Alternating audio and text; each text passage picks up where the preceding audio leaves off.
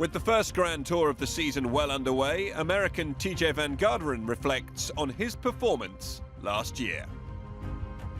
The first week of the Giro, everything seemed perfect. I felt strong. I felt like I was in a good place, in good shape. I had just done Romandy beforehand and had a good result there. So everything seemed to be going the way I wanted it to go. And then somewhere in the middle of the Giro, my legs just were feeling off, and I just couldn't get the power into the legs. Well, things have gone from bad to worse for him. Then on the day to Blockhouse, things just weren't going the way I wanted them to go, and I was losing big chunks of time, and it was obvious that GC was just over. And here comes Tejay Van Garderen. It's going to be a disappointing day for him. You know, it's obviously disappointing to go through that, but at the same time, you have to tell yourself, okay, you know, GC might be over, but the race isn't over. What can we get out of this race? We can go for breakaways and get stage wins. We can stay strong, hold your head high, and try to get something out of it. Welcome. It's a glorious part of the world. It's full of mountain peaks, which is why in 137 kilometres of racing today, we've managed to cram so many uphill tests. Well, there was a small breakaway that happened on the flat roads before we started climbing the Pordoi. It was just 3 riders, and I saw that Joey Roscoff, my teammate, made it into that 3-man group.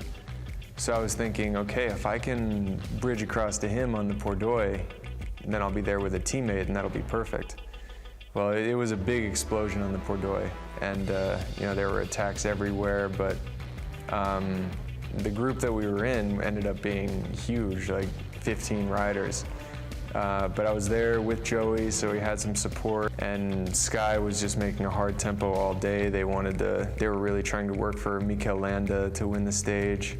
Being more of a GC rider and having that kind of background, it's a different experience to go in the breakaway. You have to have timing of when to get in the move, and then once you're in the move, you're like, well, now how do I win when all my other training and all my other experience has been about conserving energy, staying out of the wind, staying on the right wheel to make sure that I'm not losing time or that I'm strong for the next day. And on top of every pass, it just seemed like the group just kept getting cut in half, and to where at the end it was just down to maybe 5 riders.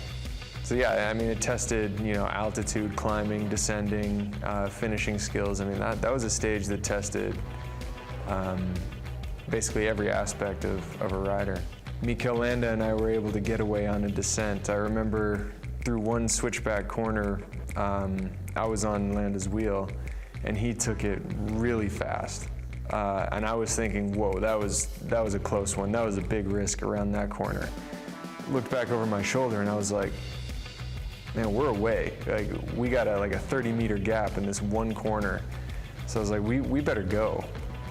It was almost like this feeling, you know, I have to do this. You know, I don't have a choice right now. Like, this is my race, this is my season, this is almost everything is coming down to this, and you know, I can't mess it up. So I almost had to put myself in the mentality of, I don't care. Like, if we lose, I don't care, because I would rather make sure that I win this day and risk losing than finish second. We were taking poles into the wind to try to stay away from the rest of the breakaway and also the rest of the peloton that was chasing, that included, you know, Dumoulin in the pink jersey and Quintana. I would try to attack him to get away, but he was too strong, and then he would, so I couldn't get away from him, and then he would try to attack me, but I was too strong, so he couldn't get away from me. So we were too evenly matched. So we thought, okay, we better just make sure that we get to the line first. I had him lead out the sprint. I kind of played a little bit of poker there. I was staying on his wheel, and he wanted me to come around, but I was like, you know, they can catch us, I don't care. You're leading out the sprint.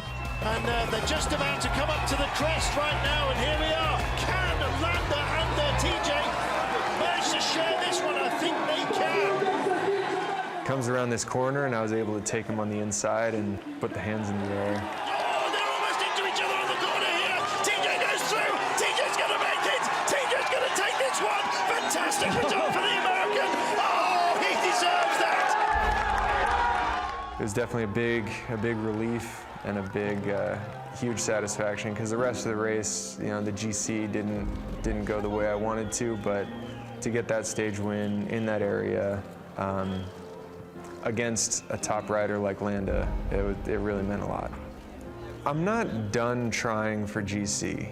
I do think I could go to other Grand Tours and hunt for stages, and if I go there with good shape and I can get in some breakaways, I think that's something I can do.